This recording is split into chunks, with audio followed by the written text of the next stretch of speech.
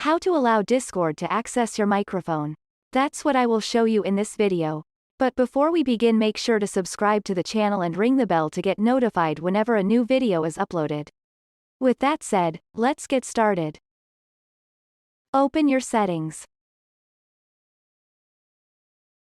Scroll down to Apps.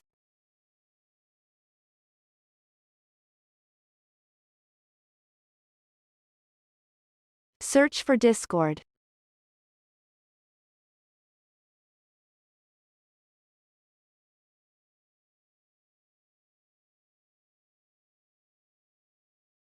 From the Privacy section, click on Permissions.